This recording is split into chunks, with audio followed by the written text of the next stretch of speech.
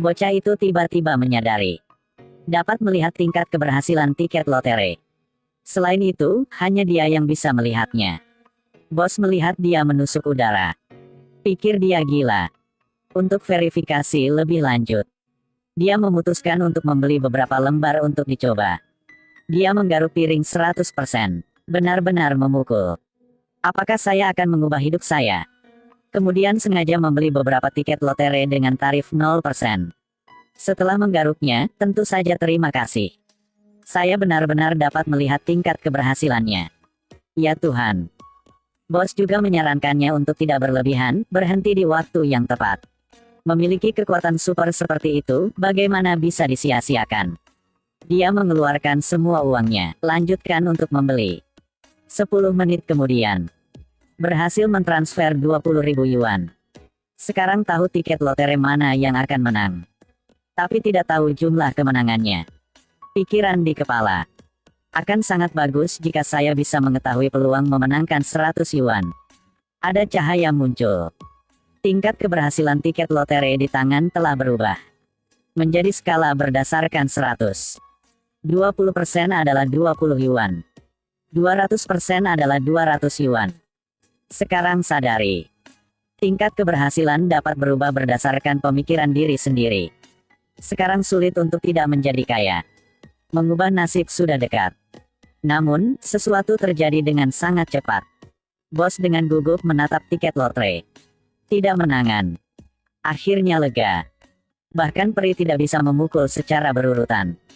Kemudian pria ini terus menggaruk puluhan lembar. Semua tidak menang. Dia secara bertahap menunjukkan wajah yang sedih. Bos masuk untuk menghibur. Sepertinya Anda sudah menggunakan semua keberuntungan Anda. Tapi dia tidak tahu bahwa Tisoai dengan sengaja menggores tiket lotre tanpa hadiah. Untuk menghilangkan kecurigaan bos. Mengandalkan kekuatan untuk kehilangan uang. Hadiah utama di tangan memanggil dia. Dia dengan sengaja berpura-pura berdoa. Semoga bisa mendapatkan hadiah besar. 15.000 yuan, apa? Dalam waktu kurang dari setengah jam, dia menghasilkan 40.000 yuan. Terlalu bagus. Untuk apa lagi tingkat keberhasilan ini digunakan? Dalam hatinya dia berpikir. Berapa tingkat keberhasilan pembukaan? Tiba-tiba, tingkat keberhasilan yang 100% mulai menurun dengan cepat. Dalam 2 detik berkurang menjadi 0. Dia segera mundur. Seekor husky tiba-tiba meledak masuk. Namun adalah mungkin untuk memprediksi bahaya. Tetapi pada saat ini, bos sangat terkejut. Bagaimana dia bisa tahu sebelumnya dan menghindarinya? Apakah itu seorang nabi? Pemilik toko segera menarik dia kembali dan bertanya ada apa. Akhirnya merasa dia tidak akan bisa menyembunyikannya, tindakan tadi terlalu palsu.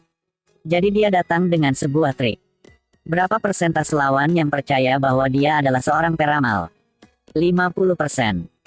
Jadi satu hal lagi. Nenek moyang adalah peramal. 64% baru memenuhi standar. Selain itu, barusan terus-menerus memenangkan hadiah besar. Keyakinan meroket hingga 80. Tidak salah, kemenangan semua dihitung oleh saya. Ternyata begitu.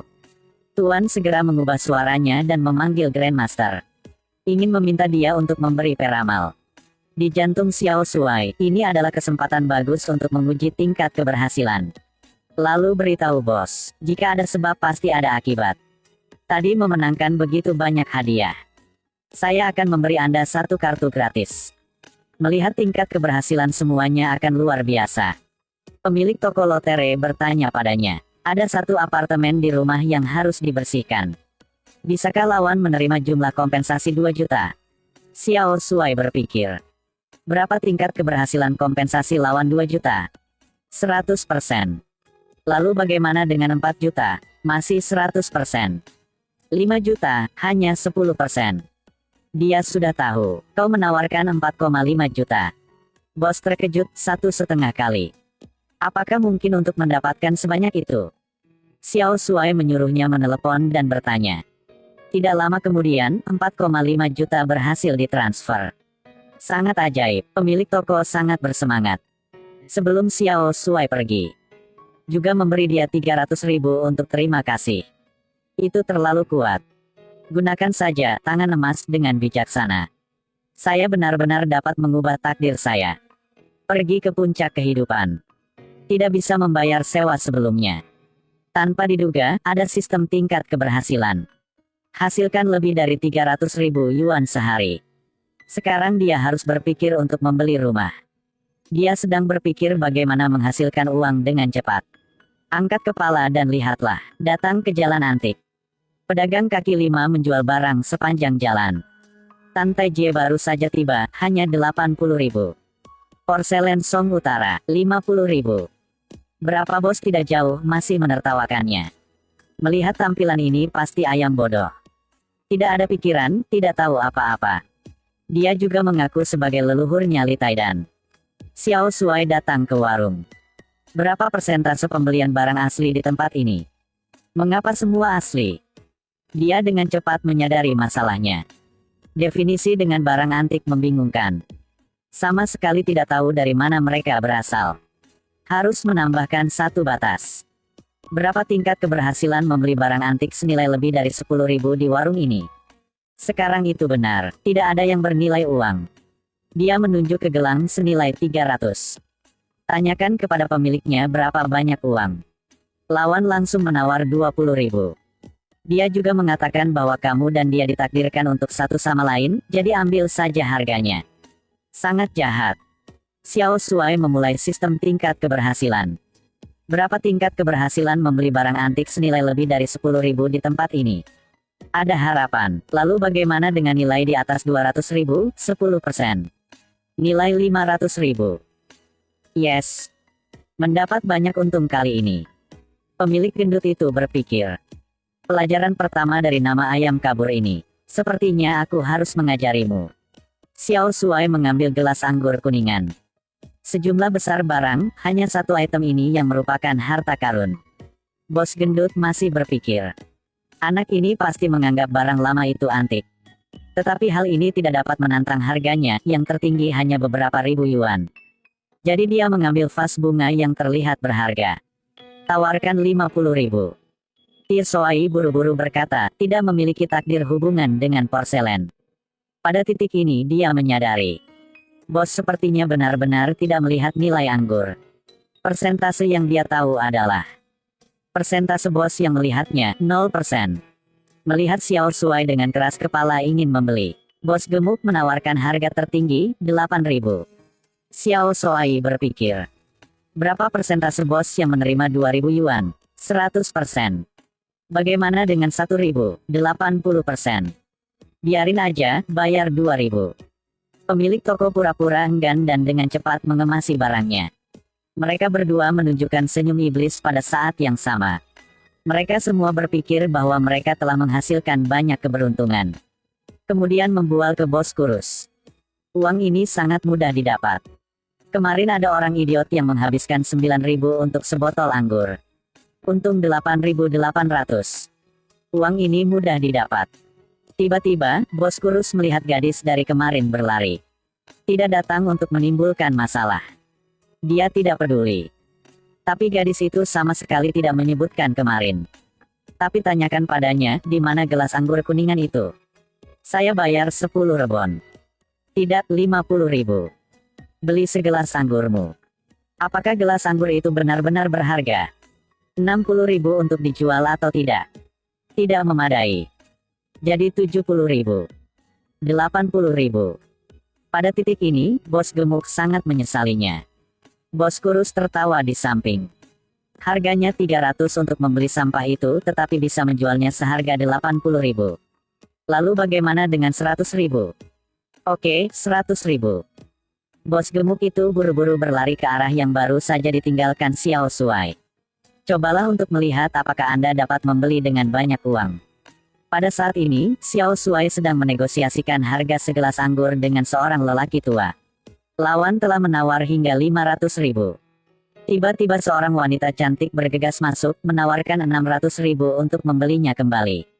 Keduanya mulai menaikkan harga tanpa henti. Akhirnya, lelaki tua itu menyadari bahwa gadis ini agak akrab di matanya. Setelah bertanya, baru tahu bahwa kakek lawan adalah kepala gerbang kaisar. Itu adalah sahabat terbaik dia. Gadis sanjungan memohon. Dorong dia kembali ke kamar. Kemudian close order 600.000. Xiao Shuai tidak hanya mendapatkan penawaran yang bagus, tetapi juga berteman dengan wanita cantik. Nama gadis itu adalah De King King. Melalui perhitungan tingkat keberhasilan, ulang tahun dia pada hari yang sama dengan diri sendiri. Apalagi selisihnya hanya 1 menit. Ini terlalu kebetulan. Tapi tidak peduli seberapa cantik gadis itu, harus punya kamar baru. Xiao Shuai berencana untuk terus pergi ke jalan antik besok untuk mencari barang. Dia tiba-tiba menemukan. Tidak hanya dapat melihat sendiri tingkat keberhasilan tiket lotre, tetapi dia juga dapat melihat proporsi barang antik asli. Tentu saja itu semua palsu. Tunggu, 14,28%. Ini juga 1/7. Mungkinkah di 7 item porselen ini, 1 di antaranya nyata? Jika itu benar, apakah nilainya lebih dari 10 juta? Sistem tingkat keberhasilan berubah sesuai dengan pola pikir. 100% produk asli. Tarif nilai puluhan juta 90%. Kali ini mendapat banyak lagi. Dia bertanya pada si gemuk, berapa harga set ini? Si gemuk menawar 500.000. Xiao Shuai tidak ragu-ragu, segera mentransfer uangnya. Tuan gendut itu tidak bisa mempercayainya sejenak. Dia mengingatnya dengan sangat jelas. Hanya biaya 1.500 yuan untuk membeli seluruh set dari bangsal pengrajin. Apakah benar-benar ada produk nyata? Tapi kemudian aku memikirkannya. 1.500 jual 500.000. Ayam berbulu benar-benar ayam berbulu. Main sama saya hahaha. Si gemuk sedang duduk di kursi sambil tertawa. Sebuah jeep merah muda berhenti di depan kios. Gadis itu bergegas pergi. Dia bertanya padanya, di mana barang yang saya jual 1.500 kepada Anda? Sekarang saya menggunakan 1 juta untuk membeli kembali. Apa 1 juta? Tolong, Paman. Tolong jual kembali ke saya. 1 juta, bukan berarti saya tidak ingin menjualnya kepada Anda. Tapi dijual saja ke orang lain. Selesai, karena main game. Dia dapat menjual porselen kakek dengan semua yang palsu. Gadis itu buru-buru bertanya kemana pembeli itu pergi. Saat ini, Xiao Shuai sedang menegosiasikan harga dengan pedagang kaya. Warna segar, penampilan cantik. Dia juga punya unta seperti itu di rumahnya. Sama seperti punya kau. Sulit didapatkan. Bukankah Anda mengatakan Wang Yut menjualnya kepada Anda? Saya pikir keponakan saya mencurinya dan menjualnya. Keramik 3 warna diturunkan dari dinasti Tang, identik satu sama lain. Bukankah unta ini miliknya? Buset, itu benar. Orang tua itu siap menawar 9 juta. Ini barang dia, tidak terlalu sedikit. Keduanya dengan cepat menyelesaikan transaksi. Sebelum pergi, lelaki tua itu dengan senang hati mengeluarkan kartu namanya. Tetap kontak nanti. Sekarang punya uang, apakah harus membeli mobil dulu atau membeli rumah dulu? Berpikir, dalam perjalanan kembali, menemukan bahwa si gemuk telah menghilang. Si kurus bilang dia pergi ke desa untuk membeli barang. Tidak akan kembali dalam beberapa hari. Tidak apa-apa, masih dapat menemukan sesuatu jika pergi ke tempat lain. Tetapi mengapa sistem menunjukkan bahwa tingkat penghasilan adalah 0%? Setengah jam kemudian, Xiao Shuai menemukan barang antik asli di kios lain. Bos menawar 3.000, Tie Shuai membayar 1.500. Orang lain dengan cepat setuju. Tapi baru mau transaksi, De King King muncul lagi. Tawaran 3.000. Xiao Shuai tidak terima, teriak 10.000. Lawan langsung menawarkan 50.000. Gadis kecil ini bahkan tidak bisa melihatnya, harganya sudah naik gila. Jelas mau main sama dia. Orang benar tidak takut dengan kebenaran di depannya. Terus cari yang lain. Tidak berharap sistem membenci dia. Tidak ada gunanya terus menaikkan harga, tidak lagi meminta tingkat keberhasilan. Diam. De King King ditemukan. Ini adalah produk nyata dari dinasti Ming. Xiao Shuai benar-benar aneh, bukan orang biasa.